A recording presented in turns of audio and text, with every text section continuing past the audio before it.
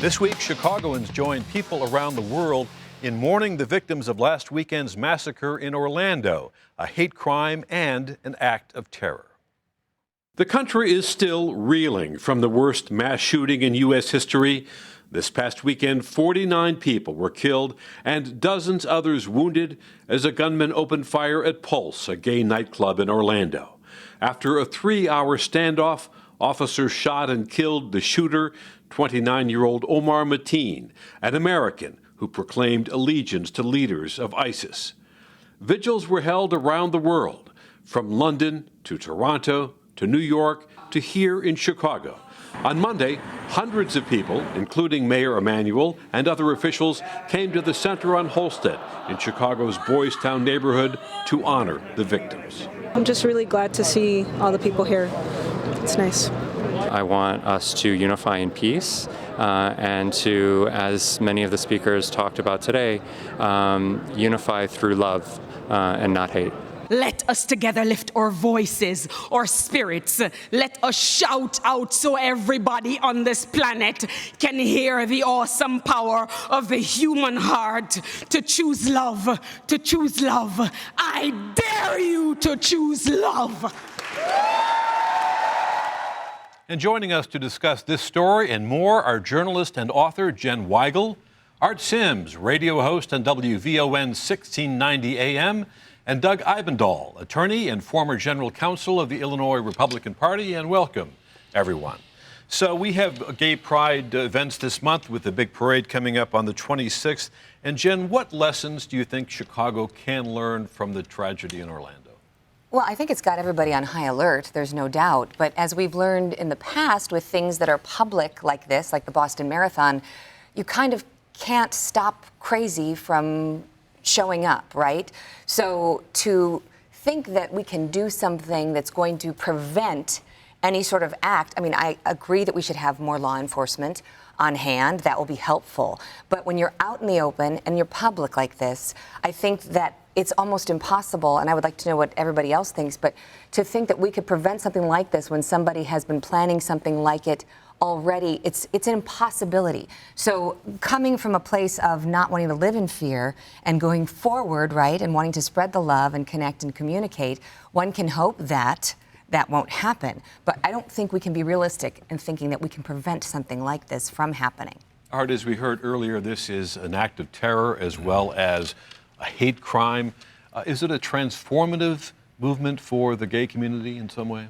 Oh, absolutely. Such a sad situation, first of all. And you know, the gay community is all about love and happiness. And to have something like this happen is just absolutely horrific. And then now to hear that the FBI is coming in to assist with this, I think it's good. But then I also look at other neighborhoods in our city that are in trouble and are suffering. And if we are to embrace everyone, then I feel as if we should have protection for not just this, but other events as well, too. But yes, just not a good situation, but I want everybody to celebrate Pride the way it should be celebrated. Doug, we've had this outpouring of sympathy and support, and as Jen mentioned, security is going to be beefed up. Today, the city has announced that it's going to double the amount of police officers. Can you do something to protect against these acts? Well, absolutely. I think I know the city of Chicago is going to do as much as it can, and of course we should stay vigilant. But you know what, and you can never guarantee, you can never protect against every, lunatic that's out there, as Jen rightly said. But I'm confident in saying that folks can be confident in their safety this weekend at the Pride Parade. That's actually next weekend, the 26th. Next weekend. And I'll tell you why. Because, you know why? Because there are going to be a lot of good men and women there with guns. I'm talking about the police. And there'll probably also be some folks there, who are legally carrying concealed carry. And that's a good thing about concealed carry.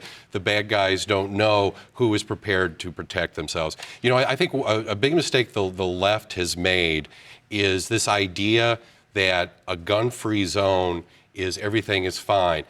What we've seen is a gun-free zone is actually one of the most dangerous places you can be. Why? Because what it really happens is it becomes a free killing zone for these maniacs and for these terrorists. Well, the gun issue obviously comes into this conversation right away.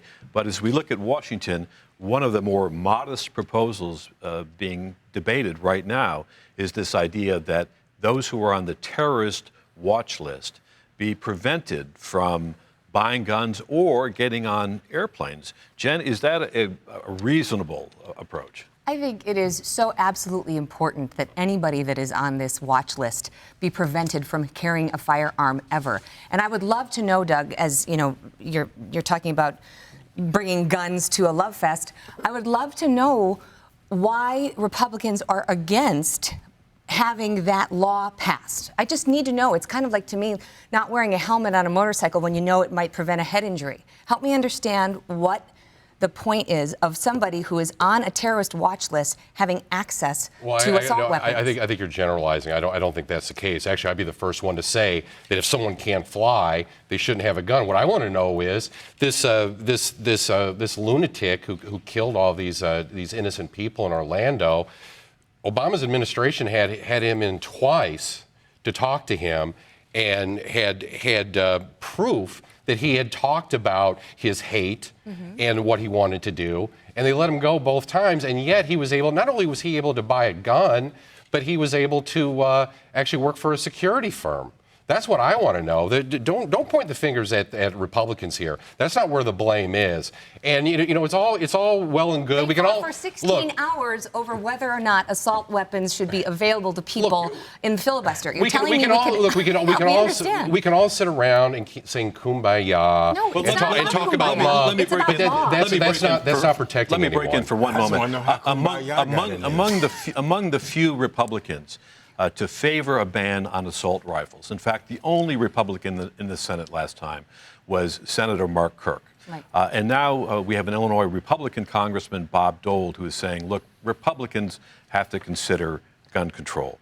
Art, is this a seminal moment in the gun control debate where even Republicans are looking at things such as assault rifles and be willing to change? Something has got to be done in this day and age. Every day you turn on the television, it's another murder after another murder. People have guns at their access like you would not believe. People who are on lists that should not have guns. People who are threats to our society. And we just keep going over and over again. Something must be done. I don't care whether it's Democratic or Republican. We must come together to do something to help this nation and stop all of this gun violence.